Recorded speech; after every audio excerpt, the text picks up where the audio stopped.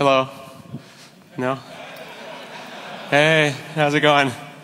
We're going to do ASP.NET MVC now, so follow me, I'm going over here. All right. Hello, everybody. Thank you so much for coming to my talk on ASP.NET MVC 3. We'll talk a little bit about beginner stuff, but we'll move up to advanced very quickly. This is a good talk if you're getting started with ASP.NET. We'll show you what the difference is between MVC and web forms and web pages, how it all fits together. We'll talk about things like NuGet, and hopefully it'll be a lot of fun for everyone. Let's start up. All right, so when someone says the Microsoft Web Platform, what do they mean? We're talking about IIS, the web server, SQL Server Express, SQL Server Compact, Entity Framework, and all of the things involved, and I'll talk about those. ASP.NET, which is the core base that everything sits on, and then things like JavaScript, jQuery, and then what used to be called the AJAX Control Toolkit. You'll hear people talk about Microsoft Web Platform or the Web Platform Installer. The name of the team that I work for is called Web Platform and Tools. So all of these things together comprise the Microsoft Web Platform. One of the things that I always try to point out to people who are getting started with things like MVC is that ASP.NET is greater than MVC. Sometimes people think that it's the new thing and I should learn that. I've done web forms for years. Now everyone talks about MVC because it's new and sexy. I'm going to talk and switch my job to MVC. Well, it's important to remember that web forms, MVC, and now what are called web pages or inline script are all built on top of ASP.NET. The view engines that we use to create our markup are used between these different versions. You can see that ASP.NET MVC can be both the web forms view engine and the Razor view engine, but it's so important to remember that all of that sits on top of ASP.NET. Membership and caching and session and provider models and the web config and the pipeline and HTTP handlers and modules and all of the different things that you'll learn about when you start working in ASP.NET is not part of MVC. MVC, web pages, and web forms are just different ways to structure your application. Ultimately, we're just going to create HTML and we're going to use a different way to generate those angle brackets. Rather than feeling like you need to pick one, rather than feeling like it's a technology fork in the road and I have to be only a web forms person or only an MVC person, I like to look at it as a toolbox. It's a toolbox where different tools are right for the job. I did a charity job on the side recently. I used web forms because I needed some data grids and some binding and it was simple. I do MVC mostly in my day job. And then when I created the website with Rob Connery for our new podcast, This Developer's Life, we did it with web pages because it was lightweight and fun and we wanted to use the new free Web Matrix tool. I didn't feel like I was moving between 3 different technologies because it's ASP.NET that I was using. And it's ASP.NET that makes it all happen. So important to remember that. Now, every ASP.NET MVC talk always shows either 3 circles or 3 boxes. And I don't understand why we typically do this because it doesn't tell me anything. And they always put them in our training material and they say, look, model, view, controller, as if the 3 boxes are somehow going to make it clear to you and you'll say, oh, model, view, controller. Oh, thank you, 3 boxes. It's so clear now. The way that we really learn this is by doing. So that's how we're going to do it now. We're going to see what happens when you create an ASP.NET MVC application. So let's look at some demos. I'm going to fire up Visual Studio. Even though I'm using the paid version of Visual Studio, everything that I'm going to do today can be done for free. It's really important to know that. All of this stuff is free if you've got Windows. So if I go to the ASP.NET website, we recently updated this site for Mix. If I click on Getting Started, there's the 3 choices: web pages, web forms, and MVC. Underneath those are buttons. That big button there that says Install Visual Studio Express is actually a special button. It will automatically get you everything you need. The web server, the database tools, Visual Studio, all for free. But if you have a paid version of Visual Studio, it will automatically upgrade that one to the latest version. It'll give you Service Pack 1. So that button is a smart button. It'll use the web platform installer. And if you want to do web pages, you can download Web Matrix. Each of these 3 sections of the site include all new content, including a 5-minute video by me that explains how things work, free videos from Pluralsight, and then on that right-hand side you see basically an entire book full of tutorials and information to learn on for each of these 3 things. So I would encourage you to check that stuff out. Let's make a new project, and we'll say ASP.NET MVC. Hit OK. I've got a choice to make an internet or intranet application. I'll select internet. I'm going to just keep HTML5 selected because it's the new stuff that everyone is using. And I'll hit OK, and this is going to create a default application. By default, we're going to get a couple of things. I'll run it and show you, and then we'll look at each of the sections. So I'm just going to run my site. Here's the default ASP.NET site. I've got a logon link, home and about. Everything works fine. Now, notice this URL here that says /home/about. It doesn't say .aspx or .php or anything. It's a pretty URL. When I say /home/about, that calls the home controller and the about method. If I add something here like public string, this is cool, and then just return, yes it is.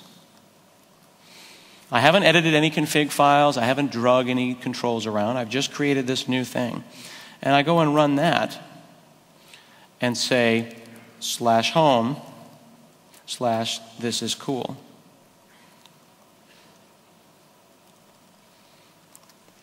There's a convention in the way the routing works. So the name of that method automatically became something I could address with a URL. I didn't add a new page, I simply added a new method. And it's on the home controller and the this is cool method. Notice that I had it return a string, and then I just returned the string, and it automatically output that. There's a number of different actions that you can take when your controller goes and does something. This one is just a content action. Later on, we'll add views and make things a little bit more complicated. But it's important to point out that your application can literally be as simple as that.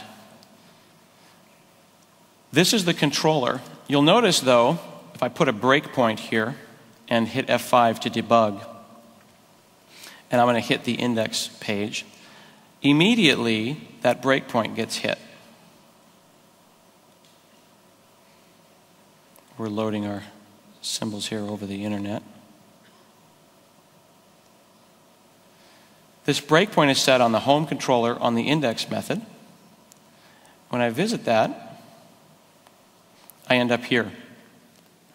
So immediately after hitting /home/index, or in this case the default, I show up there. This is called a front controller model. If you're familiar with web forms, that's a page controller. You have like a page load. In this case, the controller is in the front. So remember those 3 boxes. And where does that circle start? Well, it starts at the controller. The URL is routed to the controller. The controller then does some stuff, talks to a database, talks to a web service, then takes that information, packages it up, hands it to a view, and then that view creates the HTML or whatever you want to create. So the controller talks to the model sends information to the view has links which then cause the controller, and that's why we see that circle of model view controller. To put it visually, a request comes in through the routing and is sent to controller. By default, the routing is set such that /controller/action, home/about, or Scott/do something. The controller then talks to a model, could be a database, could be anything, could be a file, does some stuff. The controller is where most of the work happens. Then the view then visually represents that model. We'll talk more in detail about that in a little bit. Visually represents that, sends back the response. The response may then contain forms or links and things like that, and then the cycle continues. By default, when I make a site in MVC, there's a number of pre-installed packages using a thing called NuGet, and we'll talk more about NuGet in the talk this afternoon. But it's a package management system that allows us to snap pieces into ASP.NET MVC. By default, we include packages like jQuery for JavaScript support on the client side, a thing called Modernizer from Paul Irish and the folks at Google that let us work with HTML5 on older browsers. And we now ship with MVC Entity Framework 4.1, what's also called Entity Framework Code First, and that allows us to make a model. Let's go and create a model. We've got a model folder, a views folder, and a controllers folder. We've got our default model for logging in. I'm just going to go and say add class.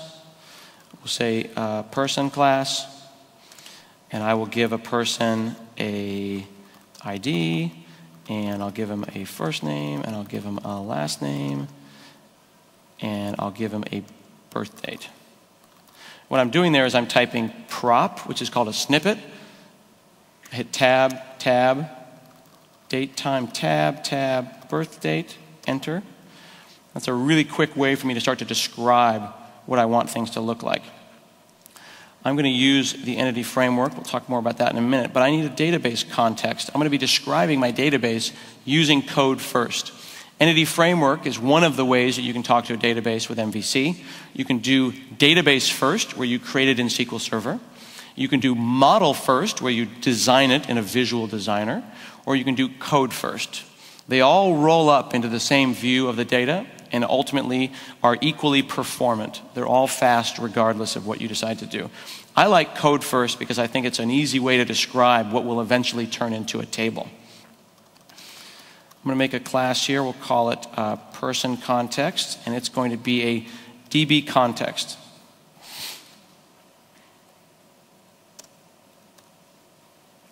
DB context comes from another namespace.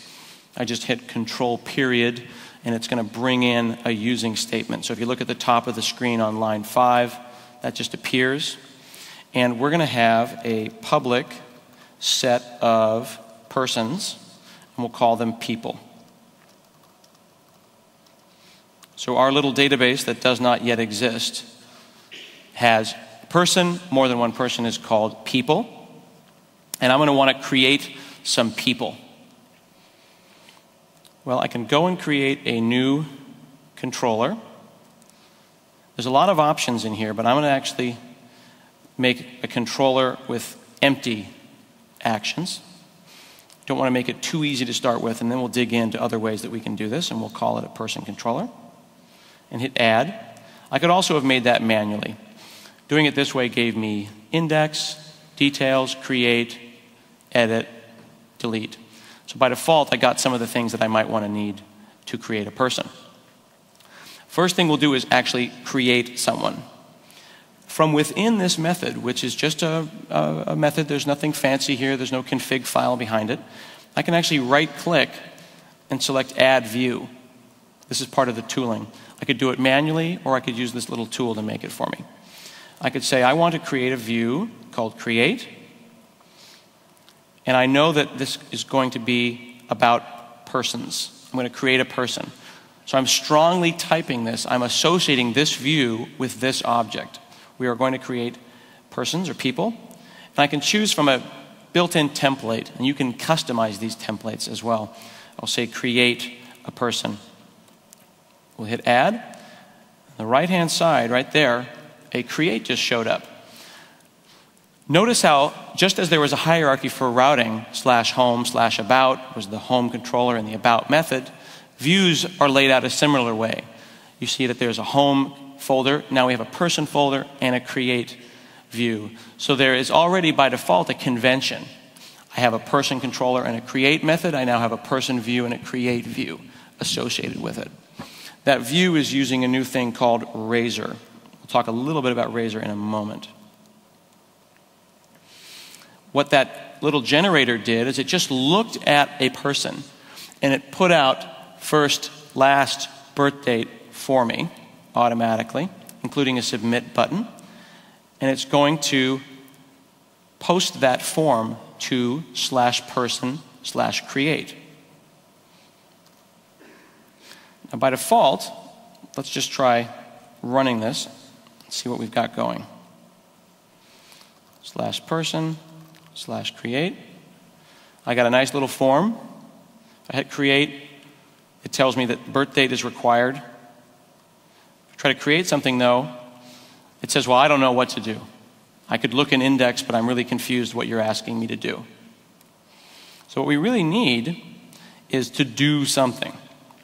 That create, when we hit /person/create, is going to fill out the form and then post the information back. So we see the difference between a get, where we got the form, and a post, where we go back to either the same URL or another one.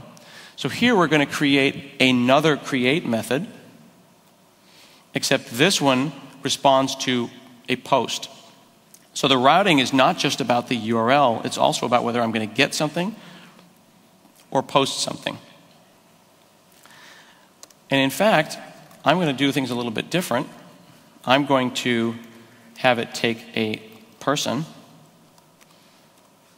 and get rid of all this here, make this a little bit simpler. So when I create a person here, we're going to say, I think we called it person context, call it DB for database, equals new person context. Say db.people.add person, db.save changes rather. And then we will redirect back to the index. So we would go and create somebody, add them to our database, which doesn't exist yet, and then go back to show some list. A couple of things interesting that are going on here. When we generated this little bit of Razor code, we see these helpers that start with an @ sign. Here this says, I need a label to show first name. I need an editor to show a text box for first name. I need last. This is all using the Razor syntax. Razor syntax is actually new in MVC3, and it is a really lightweight and clean way to present HTML because it makes it simpler to switch back and forth between HTML and code. It's a more natural mix of code and markup. This is a good way to look at it. At the top, we see how web forms would output a for loop. Typically, these are called bee stings. You see that open less than sign, %, then some code, and then we close it. So there's actually 6 transitions in markup just to do a for loop and output a couple of lines. This is really simple stuff. Now in PHP, we mark the whole thing as a code block, and then we have an echo. So there's only 2 markup transitions. It's a little bit cleaner. But with Razor, we can do 2 markup transitions just using the @ sign. When I first saw Razor, I thought it was going to be really complicated. I thought I'd have to learn a new language. Razor is not a new language. It's the same Visual Basic or C# that you already know, mixed in with HTML. It's a syntax rather than a language. So if you stop thinking about it as a language, you'll find that you actually already know it. You basically just put @ inside of anything that is going to be some code, and it automatically knows what to do. You'll notice there at the bottom where we say li @ I, we don't have to close that because the system already knows that a variable called I doesn't have a less than. It intuitively knows that this is a transition and does it for us. So it's many times simpler than doing web forms for the kinds of things we want to do. You can really move from code to markup easily. You can have blocks of HTML. You can explicitly use a markup thing called text to say that this is text and I don't want to output any kind of div. Or you can output a single line in markup using the @ sign with a colon. Really simple. Let's go and create a couple more views and it'll make even more sense. If I create a person, I can't actually show them yet. So I'm going to go back up to index. And what I'm going to do is I'm going to say, use that person context, which I'm now going to move out of this method and make it more global. And we'll get more and more advanced as we move forward. And I'm going to say people equals db dot people dot toList. And I'm going to pass that person into the view. Here I'm actually getting it from the database and passing it into the view explicitly. I'm going to right-click and say Add View. And we're going to create another view, except this time, rather than create, we'll make a list of things. This could be done manually, but a little bit of generation makes life easier. Notice here that this view knows that it has a model. It's a view that's custom for people. This view, the index view, only knows about people objects. There's other more advanced things that you can do. You can make views dynamic, but here, I enumerable of person. That means I have a list of person. We looked at that object and made first, last, and birth date automatically. And then we've got a table of that stuff. Notice the for each on line 26. It's just nice and clean. It's just at, start the for each, and then you don't have to close it. It handles it for you. And one thing I'm going to do before I get any farther is I'm going to try to provide a little bit more information to my model because this is going to eventually become a database. Now remember, when I hit create, I got an error that said birth date is not there. But I didn't get any other errors. It didn't say that first name was required. It didn't say last name was required because strings don't have to have any information in them. So I'm actually going to put a little attribute on first and say you are required. And I can even say you should be less than 30 characters. And I'll take those and put them on first and last. So now I'm putting little post-it notes, little sticky notes in the form of .NET attributes on first, last, and birth date. That information is going to be in one place in the code first model, but it's going to fan out and be used in multiple places that we're going to see in a few minutes. Let's go ahead and run this.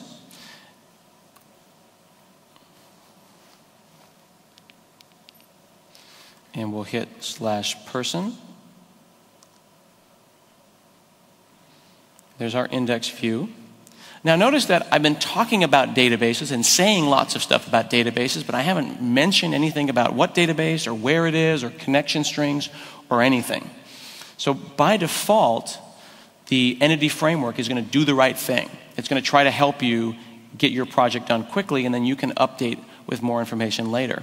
So here, I've already got index, Scott, Hanselman, 1, 22, 19, okay. Create. And I put, where did it go? Where is that information? I've just created a create and a list. Well, if I go into SQL Server Management Studio and hit refresh,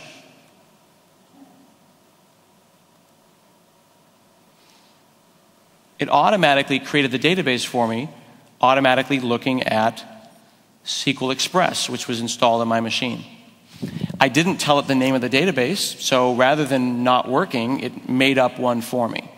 Inside that, it actually created a people database. Notice that it figured out that you named it ID, so it must be an ID and a primary key. You marked them as required and length 30, so they are required and length 30.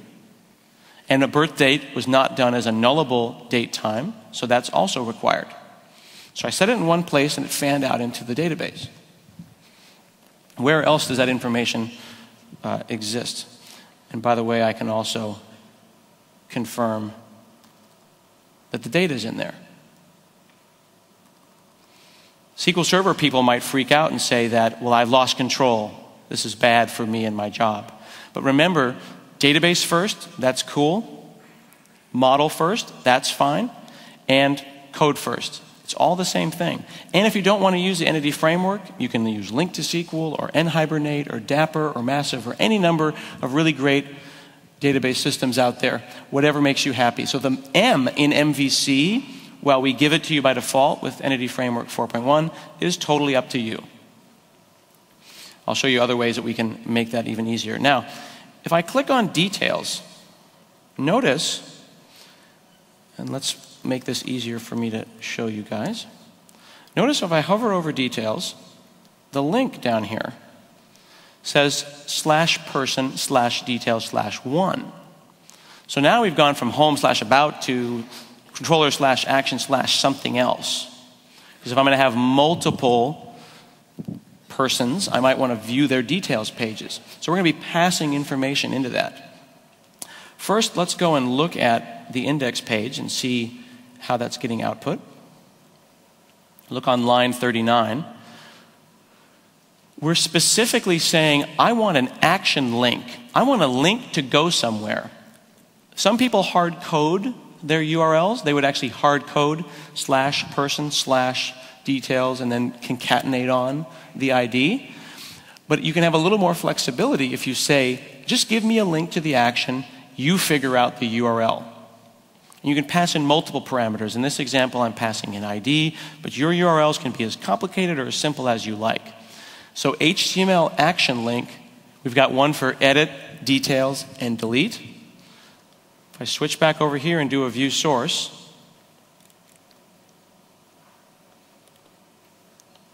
that is this.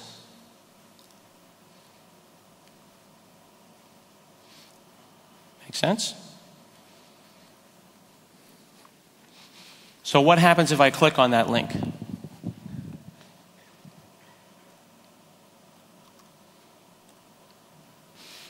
I hit /person/details, but then it says the view details cannot be found.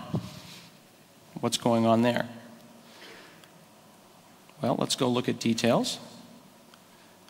Here we said return view. It automatically figured that you didn't say a specific view, so it must be details because that's the name of your method.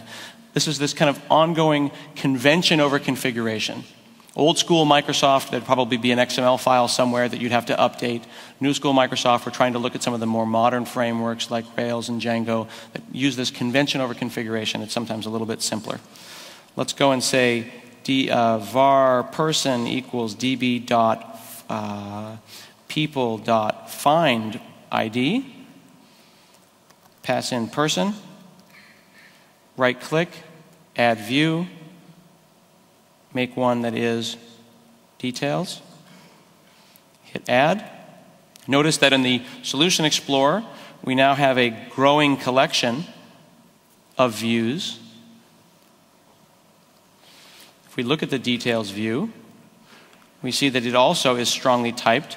Remember that the list view was typed to list of person, innumerable bunch of people. And this one here says, I know about just person. But we're passing in additional information here. Not only can you strongly type a view and say, this object has this associated view, but you also have a bag of stuff that you can put things in. It's called view bag. It's a dynamic object. I could come here and say, in details, view bag dot. You notice that I don't get any IntelliSense. I don't get any friendly help. That's because that's a dynamic object. Some people say, well, that's weird. C# is a static language. How do you have dynamic also? Well, we do. This is statically typed as dynamic. It's a true story. So I can say whatever I want here because the operation will be resolved at runtime.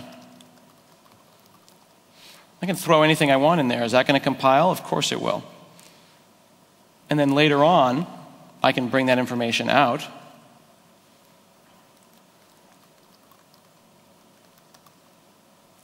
Using just like Razor. So this way I can have the benefits of a strongly typed view. So I can have IntelliSense for things like model dot. Let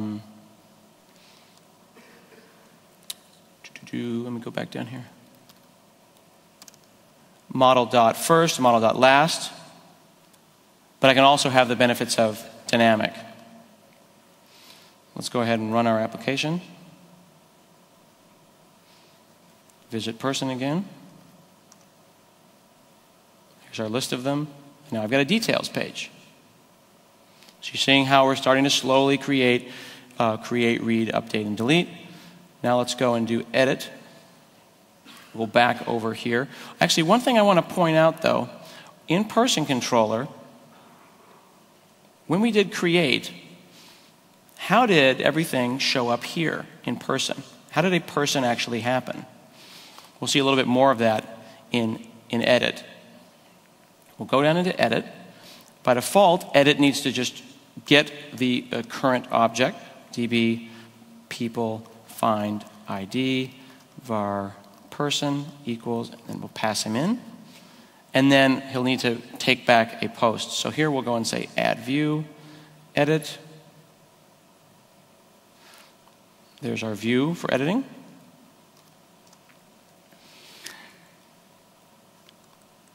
And then here, I'll take a person again. And let's see here. We'll have him go back to the index. So once we've edited, we'll be able to go back and see that information. And then here we'll say db.entry. We'll pass in our person. And we'll say that his state is now modified. And then save the changes. I'll hit a breakpoint right there. We'll hit F5. Actually, yeah, we'll hit F5 to debug that.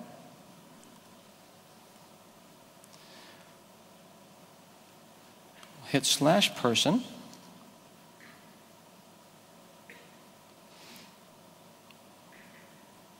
I've got symbol debugging turned on, so it's actually trying to load a bunch of symbols over our internet connection. We'll see more about that later.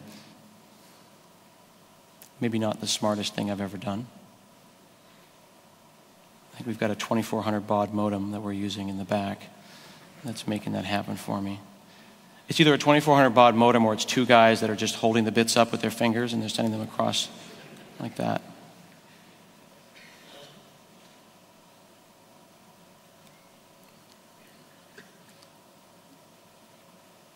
Yeah, that's a bad idea.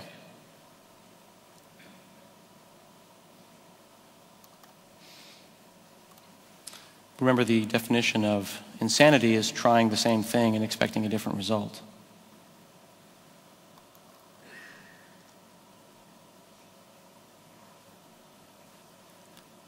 Dun, dun, dun, dun. All right.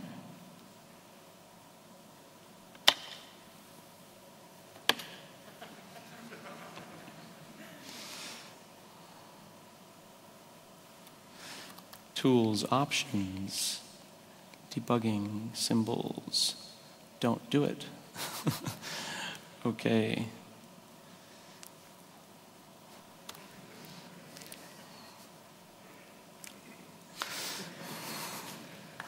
I tried. You're clapping for slow internet. Thank you for clapping for slow internet. That was great. I'm about ready to tether my phone here and pay $20 a megabyte just to sip this through a straw from America. I'm going to hit edit here. Here's my edit. Edit's a lot like create, except it goes back somewhere different. Scott is much younger than I am. And I'm going to hit view source and just point out briefly that these text boxes are named the same as the objects themselves. So we've got a ID equals last, ID equals first. When I hit save, how does it know? Well, in web forms, typically you dig around. You say request.form last, request.form, and it becomes very boring. Boring things are a good opportunity for the computer to do the work for you. One of the things that we talked about a little bit in the keynote is some of the boring code that happened in the original classic ASP, and it was mostly what I call left-hand, right-hand code, where this hand pulls out of request.queryString and request.form, and the other hand shoves it into the object. That's boring. But if we have a convention, in this example, where the form post name value pairs, First equals Scott, last equals Guthrie, lines up nicely into the objects, we can bind the object to the HTTP post itself automatically. And all that left-hand, right-hand kind of boring monkey code happens for you. We're bringing model binding to web forms. And as I made that point in the keynote, that don't always blame the technology. There are things that can be done that can make it much more interesting. You'd be surprised how fun web forms is when you don't have to dig around and request.this and request.that. And that also underscores the point that I made before, that it's all ASP.NET. Things are moving back and forth. Things like required and string length that you're seeing in MVC now, that was done originally in web forms and dynamic data. Things like model binding that you see first in MVC, those things are moving over to web forms. So you're going to see fun new techniques for making programming more enjoyable, switching back and forth between the different technologies, because it's all ASP.NET underneath. So now I've got create, details, edit. I didn't do delete, but I'll skip that because it's boring. One of the things that is interesting, though, is I marked that validation information. Remember when I was over in person before and I said things like required and string length?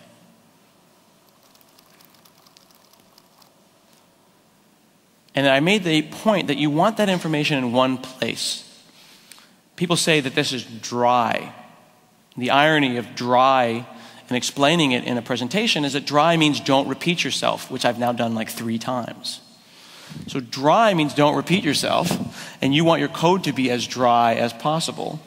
You want to say required string length 30 one time, have it go into the database, have it be used on server-side validation, and have it be used on the client side.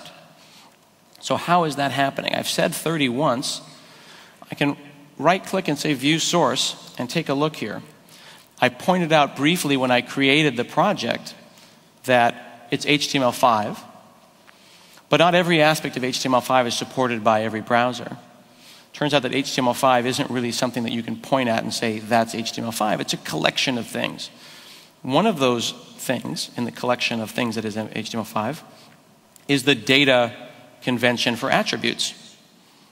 Notice how we're saying here, data val equals true, data val length equals, in this case, 30. Notice our validation required information. That's all sitting on the input box itself. It's moved from the attribute in .NET into the HTML. But where's the JavaScript to do that work? Well, this is a nice clean little page of only about 100 lines, or actually looks like it's even less, 75 lines. There's no JavaScript. Because people who are doing more advanced web applications like to do what's called unobtrusive and non-inline JavaScript, all of that's being handled by what's called jQuery unobtrusive validation. Unobtrusive means it's not in your face. And that's actually on by default in MVC3. And I think it's funny because unobtrusive is a word, but I don't think obtrusive is a word. So they've named it unobtrusive JavaScript enabled, as opposed to maybe obtrusive JavaScript disabled, or totally nasty JavaScript on, or any number of things. So I'm going to say unobtrusive JavaScript enabled false, and go back here and look at my application again, and see the difference.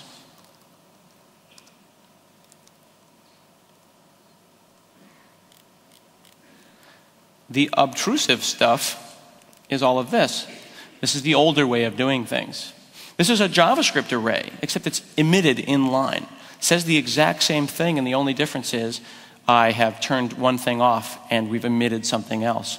This speaks to the fact that MVC3 really is pluggable. You can plug in pieces to act different ways. Here we've got the choice for our validation methods in one place, and notice that they are no longer on our input boxes. Or I can go back here, run it again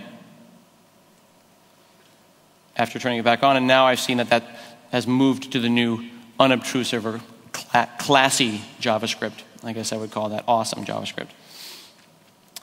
That is part of the validation stuff. Now, one thing that I wish I could do is, see where it says birth date here? I kind of feel like that should use some more JavaScript, because JavaScript is the big thing actually right now. And you know what might even be more interesting is to talk a little bit about Ajax, and then we'll bring in some jQuery. This model binding that we've seen, where one can post an HTML form and automatically turn it into an object, also applies to JavaScript. So I'm going to go and just make a little spike here on the side. We'll make a Ajax example controller. We'll make it empty. And we'll say create a person, we'll say.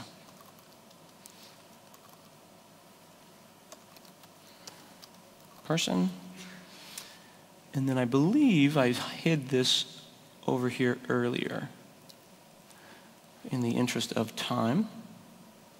Because again, you know that I can type pretty well. I'm actually unable to drag things from the toolbox, but I'm actually quite a competent typer.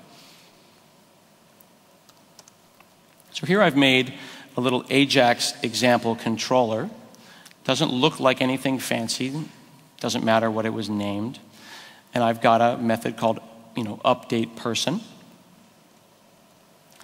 And let's bring in a view for that.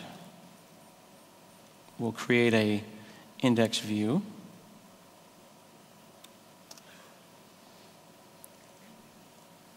And we'll drag that guy in. So this is just an Ajax example. There's nothing fancy going on here. We've got no form, though. We've just got an input box that I wrote manually, and then a bunch of text boxes for each of my objects. And I've got a little div at the bottom for some message. Then I can write some jQuery. This is all client side. So this JavaScript is going to say, when you click on the save button, go and grab the value inside of first, last, and birth date, and then post that information to /Ajax example /update person. And if that works out, then update this message and say, sweet, that worked. So now, rather than posting HTML forms, we're going to be posting Ajax, and we're doing it on the client side. But it's still a person. Why is it a person? Because it's shaped like a person. People have first, lasts, and birth dates. Let's go back in here, run our application, go to Ajax example.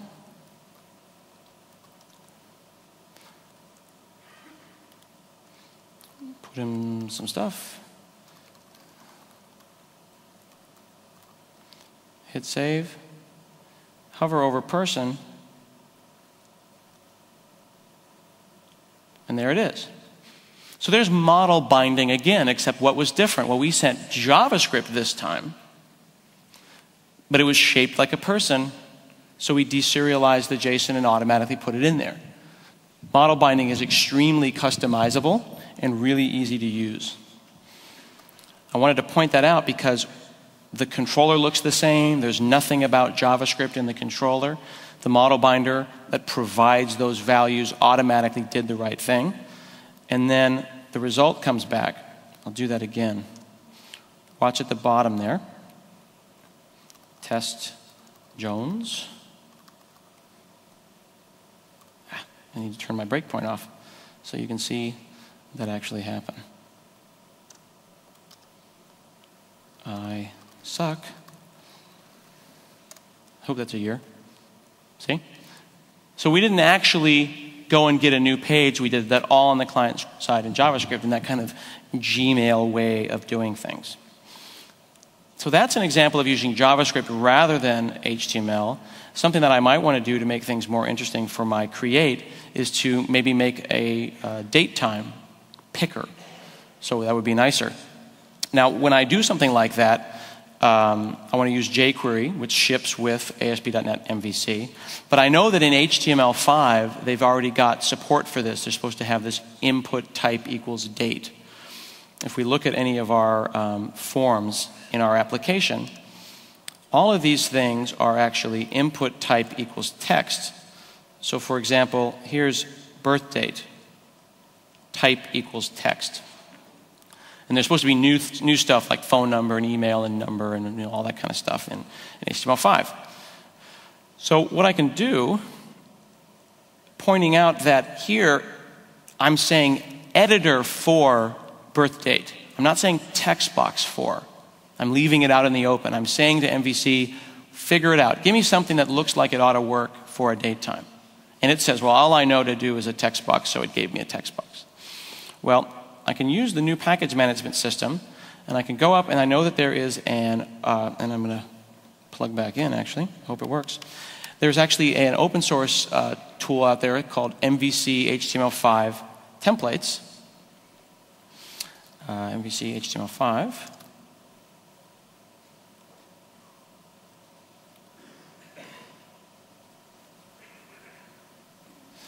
Templates.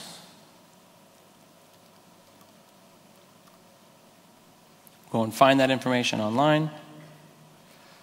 There it is. Watch the right-hand side on the Solution Explorer over here under Views. I was hoping that would pop open.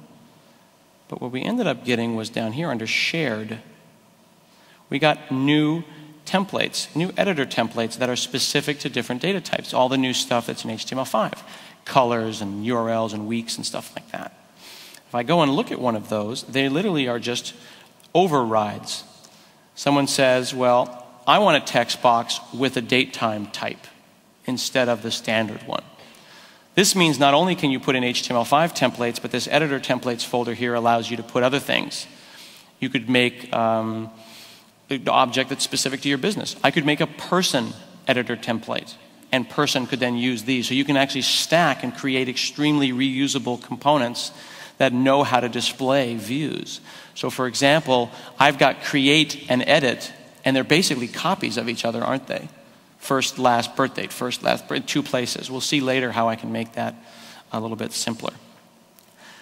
So if I do this, and then run my application, go check out person create, you see how my person box, my birth date box is really wide. Looks kind of weird. It's not styled correctly. I'll switch back over to my CSS. I'll look for input. And I'll add in date time. Now it looks right. But when I click in it, nothing happens. So that means that IE doesn't support HTML5 date time stuff because it's not something that's been kind of a standardized, but I know that the one and only browser that does is Opera.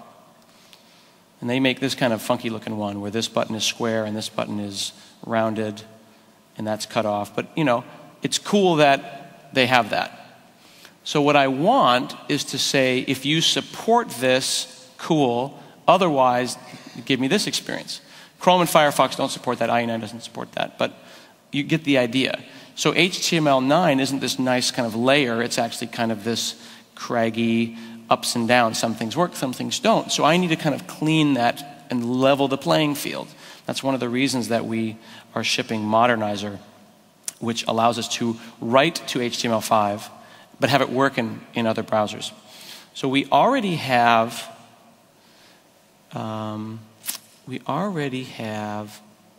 jQuery on our system.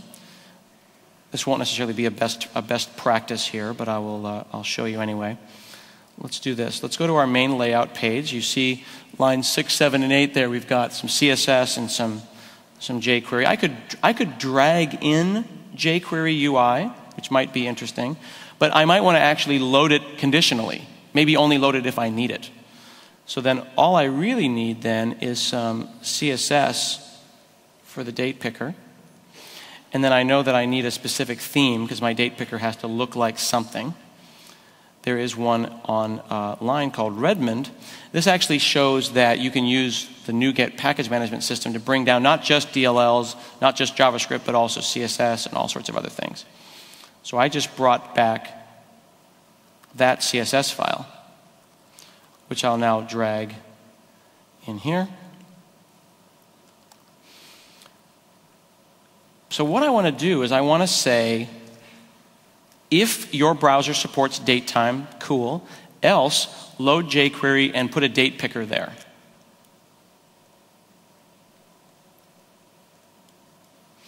The code is surprisingly easy to read, if not modernizer.inputtypes.date, where modernizer is this JavaScript library, this great library that lets me interrogate the browser and say, do you support the video tag? Do you support datetime? Do you support color? Da, da, da, da.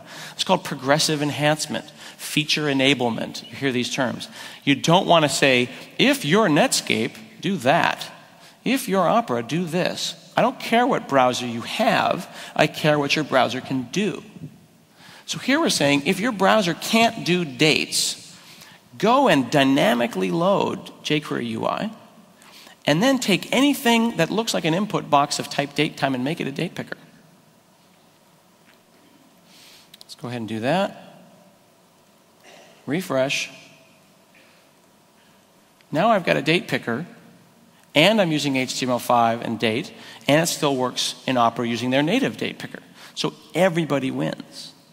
I used NuGet to bring that information down, and I used editor templates in order to change that. If you were doing this in like web forms today, and your boss said, can you make all the dates act differently, you'd need to go and update all those controls in multiple places. But MVC has a little bit more of a dry way of thinking about things, and I can actually modify all dates or all URLs or even make custom ones. So that data types can be associated with views like this, and we can keep things as clean as possible. So far, what we've ended up doing is creating a nice little create, read, update, delete system, except we did it all manually, but now we know how it works. We saw model binding, we saw URL linking, we saw jQuery and JavaScript, we saw how you can post HTML forms and they turn into a person. We talked how I can post JSON and it turns into a person. But as with all good teaching, you have to show children how to suffer, and then you told them, here's the trick for long division, and you never have to do it again. Here's a calculator. So rather than doing it manually, there's a lot of new stuff in MVC3 that will make it easier. MVC3 released in January. But we just updated, not MVC3, but the tooling. Those dialogues that I've been using, add controller and add view, we've updated that. It's a tooling update that came out just a couple weeks ago at Mix. That means specifically there are no changes in MVC3. You don't need to update your servers or do anything. This is just developer convenience stuff. So if you look at your add remove programs, the only difference, wait for it, boom, it's right there.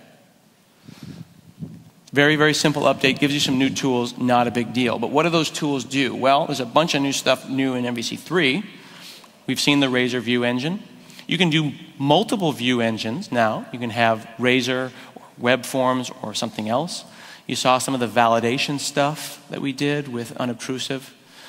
We can talk about more advanced things at another time, like dependency injection. We've also seen that all the libraries are using jQuery. But in the tooling update, not only do we get the pre-installed NuGet packages, but also scaffolding in an extensible way via NuGet and HTML5 project templates. So let's do this. Let's say I'm going to delete, how should I do this? I don't know what I'm going to do. I'm going to delete person controller. I'm going to delete all of my people. I'm going to delete Ajax exam. I'm just going to torch this whole thing. I probably should just make a new project, but that's because I'm not very clever. And let's say add controller. I'll say person controller. Except now I'm going to say, give me a controller with read-write actions with person, and make me a new data context, or in this case, use the existing one inside of the person class, and hit add. Watch the right-hand side. It's creating person, it's creating create, read, update, delete for me. So now that last 45 minutes of your life that you're not going to get back, but aren't you better people? We just regenerated that all, except we did it all automatically. But wait, that's not all. You guys have those people on the commercials where they want to sell you something for €19 and then they say, no, but wait, that's all. If you order today, you'll get two scaffolding systems. Check this out. We can say add library package and we can actually bring in another one. It's called MVC scaffolding. Install package, I can do it from the command line. We'll see a lot of detail in the in-depth talk on NuGet that we'll see later. I'm going to say MVC scaffolding. It's going to go and bring those packages down. And then now, I'm going to delete person controller again. I'm going to delete person again. And I'm going to say add controller. And see this drop down we've been looking at? You can get in there too. Everything in MVC is extensible, even the dialog boxes like this. Anywhere you see a drop down box, you can get in there. So now I'm going to use someone else's scaffolding, in this case Steve Sanderson's, who is one of our awesome program managers, and I'm going to hit add. And now we're going to go and generate stuff using Steve Sanderson's generator. And he's going to be a little bit more sophisticated because he can update this all the time. He can extend it. He can add new information. His is a little bit more interesting. He's created not just create, edit, and delete. But remember when I pointed out how I was feeling a little bit not dry about the create form and the edit form looking so similar? Well, he cleverly created create or edit and made that a partial. So now anytime I need a bunch of text boxes that describe what a person looks like, he's got that. So then if I look at create, what does create say? Look at line 17. Now we have a partial view. So try to put all of this together now in your mind. You've got strongly typed views. You can also pass in dynamic information. Those views are nested in larger layouts, like what we call master pages or layouts. So layouts have views. Views can have partial views. In this case, he's pulled out just all those text boxes and now shares them, so the code's not repeated anywhere. And those views themselves, like create or edit, can use things like editor for rather than saying text box for. And when he says, I want an editor for birth date, that'll say, well, it's a date time. Do we have anyone who can handle date time? So suddenly we have master pages, views, partials, and specific editors. It becomes a really, really clean and reusable way to make large and complicated forms. And it's actually a lot of fun, and I enjoy it myself quite a bit. Let's take a look at a couple of more things that I can show you. Let's do action filters. This is a good example. The routing stuff that we saw inside of the global ASA also includes something called global action filters, or the concept of action filters themselves. Each of these objects, like the person controller, is getting called directly, but I might want to have other what are called cross-cutting concerns, things that need to happen all the time, filters for authorization. I might want to be able to say, this is only for people who are authorized.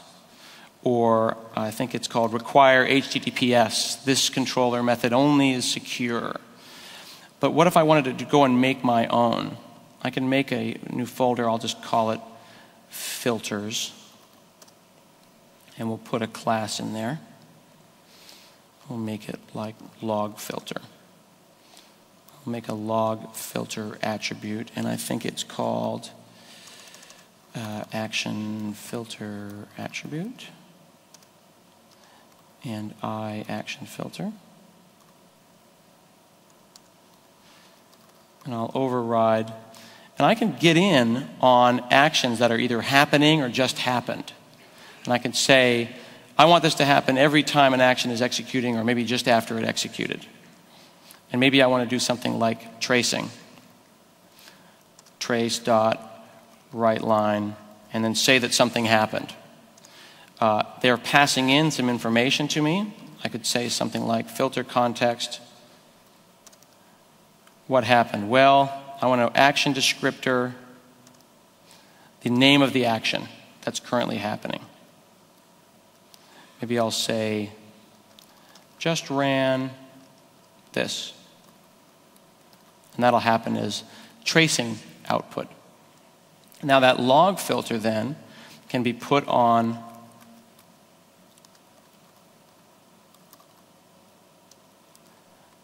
an action or on a controller, or I could make it global. So I could go in here and say filters.add new log filter attribute. And now that's going to happen always. So you get a lot of control, not just about what particular actions are getting called, but what gets involved. You can have logging and authorization and all sorts of great stuff. Now if I go and run that, things are running, but I'm not actually seeing any of that tracing information, which is unfortunate. I could go and look at trace.axd or figure out ways to look at tracing, but there's a really great new tool that just came out called Glimpse. And Glimpse is an open source tool that you plug in to MVC, and I'll say install package Glimpse to give you a glimpse, a bit of debugging. It's kind of like Firebug, if you're familiar with Firebug or the F12 developer tools in IE9, except it's not a plugin. It's not a browser plugin. It's actually done entirely in JavaScript and jQuery with modules on the server side. So I'm going to say glimpse/config and turn it on. I've set a cookie. It's not something that ships with MVC, but it's a great example of the open source community doing something amazing. Now you see the all-seeing eye of Glimpse is now in the corner of my page. I'm going to click on that, and this thing pops up. And then I freak out because I think it's a plugin. But then I realize if I just select the text, it's JavaScript and jQuery, and it's a div. And then I bow before the awesomeness that is the person that wrote this. I can look at things like execution. This is a great way to learn about how ASP.NET MVC works, or web forms. Notice my app settings, like unobtrusive JavaScript. I can actually see that. I can see my SQL Server connection strings. But remember that tracing that we put in. I can see that too. So it's extremely, extremely powerful when you start plugging these Lego pieces together in a very, very useful way. So what we've seen so far is we've seen how controllers, models, and views work. We saw how Razor works, how you can nest site layouts, views, partial views, and editor templates. We saw how it's easy to go and make a CRUD site, create, read, update, delete. Model binding means you don't have to dig around in the HTTP request or deserialize JSON objects. Working with AJAX is just as easy as working with HTML forms. We saw how even though it's easy in just a few minutes to make an entire site, once you know how that works and how those objects work, then you can go and generate that. In fact, you can take that generation code and change it and generate your own code. You can generate code that works entirely differently. You can make code that is specific to your project. You can generate AJAX grids or forms that look entirely different. Everything is open to you with MVC3. If you don't like something, change it. I would encourage you to check out asp.net/MVC. And if you want information about MVC3 specifically, asp.net/MVC/MVC3. Check that out. And there's lots of videos, free books. Thank you very much. I have been Scott Hanselman, and I'll be talking about NuGet later this afternoon. Bye-bye.